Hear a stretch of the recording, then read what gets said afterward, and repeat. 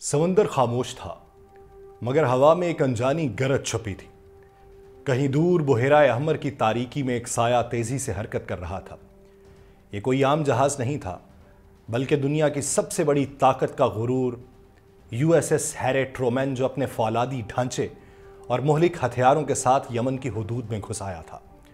لیکن یمن کے آسمان پر صرف خاموشی کا راج نہیں تھا، وہاں ایک ایسا طوفان جنم لے چکا تھا جس نے سپر پاور کے دعووں کو سرنگوں کرنے کی ٹھان لی تھی۔ جیسے ہی امریکی جہاز نے اپنی طاقت کا مظاہرہ کرنے کی کوشش کی، اچانک آسمان پر آگ کے شعلے بھڑکے۔ کروز اور بیلسٹک میزائلز کی بوچھاڑ نے رات کے اندھیرے کو چیرتے ہوئے دشمن کی سمت سفر شروع کر دیا۔ ہر میزائل کے پیچھے ایک پیغام تھا: یمن زندہ ہے، یمن جھکے گا نہیں۔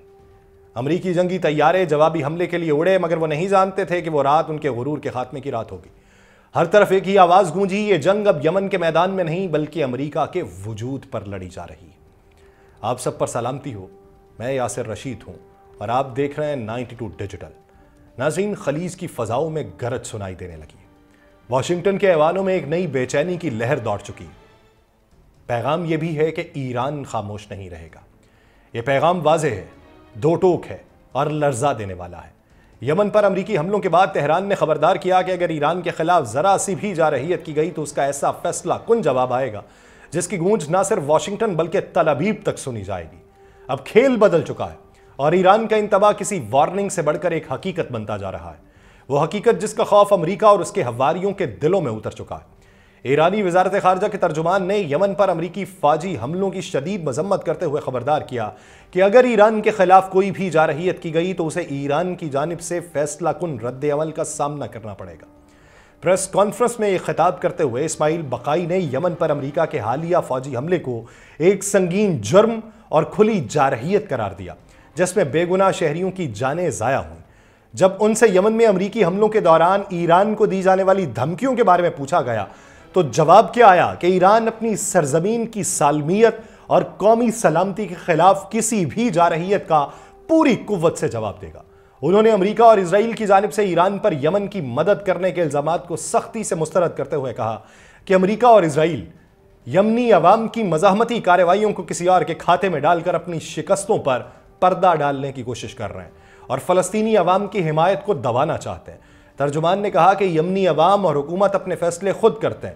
انہوں نے کہا کہ فلسطینی مزاحمت کے حق میں یمنی عوام کے اقدامات ان کے اپنے اسٹریٹجک فیصلوں کا نتیجہ ہیں، نہ ہی کسی بیرونی دباؤ کا۔ ایرانی ترجمان نے عالمی برادری اور اسلامی ممالک سے یہ مطالبہ کیا کہ وہ فوری اقدامات اٹھائیں تاکہ یمن پر ہونے والے حملوں کا سلسلہ روکا جا سکے۔ یہ یاد رہے کہ امریکی صدر ڈونلڈ ٹرمپ نے ہفتے کے روز یمن پر بڑے پیمانے پر حملوں کا اعلان کیا تھا، جو اس وقت شروع ہوئے جب حوثی فورسز نے خبردار کیا کہ اگر اسرائیل نے غزہ کی ناکہ بندی ختم نہ کی تو وہ بحیرہ احمر میں اسرائیل سے منسلک بحری جہازوں کو نشانہ بنائیں گے۔ امریکی حملے ہفتے کی رات سے شروع ہوئے اور اتوار کی صبح تک جاری رہے، جس میں یمنی دارالحکومت صنعاء کے ساتھ ساتھ صعدہ، البیضہ اور ردا کے علاقوں کو نشانہ بنایا گیا۔ ان حملوں کے نتیجے میں درجنوں افراد شہید ہوئے جن میں خواتین اور بچے بھی شامل تھے۔ لیکن اس کا جواب یمنی حوثیوں کی طرف سے کیا دیا جانا ہے اور کیا دیا جا رہا ہے اس پہ بات کروں گا، لیکن اس سے پہلے آپ کو یہ بتاتا چلوں کہ ایران اور جاپان کے وزرائے خارجہ نے علاقائی امن و استحکام کے لیے سفارتکاری کے استعمال پہ زور دیا ہے۔ ایک ٹیلی فونک گفتگو ہوئی آج کے دن جن میں ایرانی وزیر خارجہ عباس عراقچی اور ان کے جاپانی ہم منصب تاکیشی ایوایا نے تہران اور ٹوکیو کے تعلقات پہ تبادلہ خیال کیا۔ دونوں وزرائے خارجہ نے خطے اور عالمی صورتحال پہ گفتگو کی اور خاص طور پہ ایران کی پرامن جوہری سرگرمیوں کے حوالے سے سفارتکاری اور مذاکرات کے عمل کو جاری رکھنے کی ضرورت پر زور دیا۔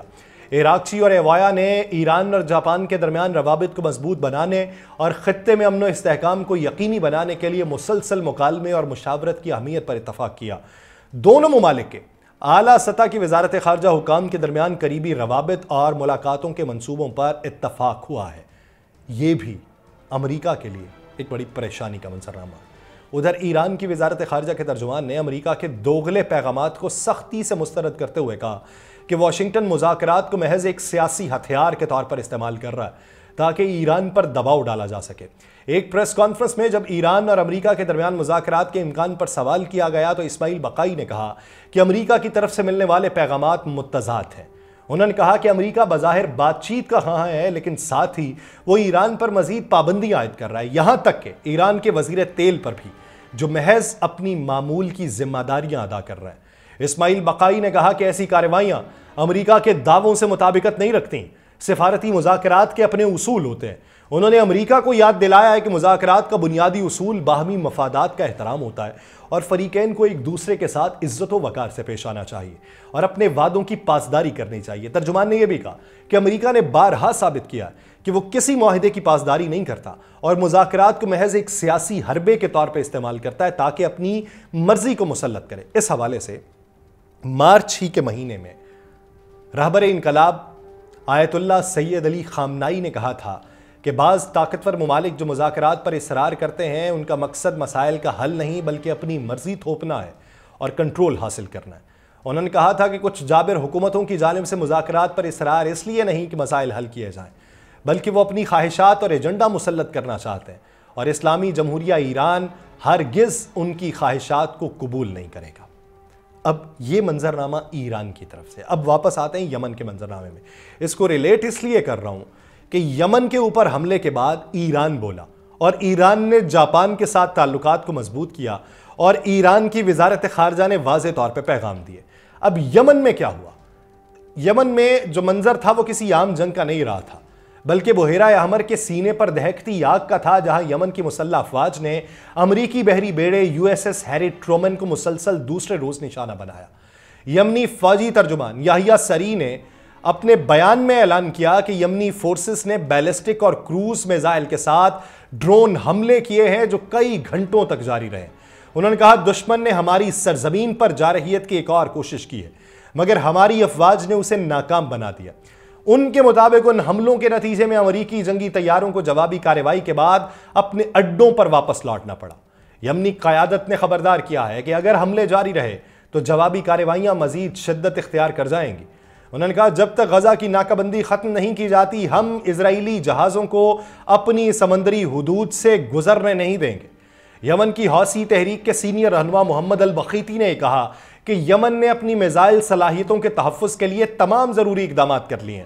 انہوں نے زور دے کر کہا کہ یمنی اپنی تمام تر قوت کے ساتھ غزہ کی حمایت جاری رکھیں گے اور امریکی افواج کو جہاں بھی پایا جائے گا نشانہ بنایا جائے گا۔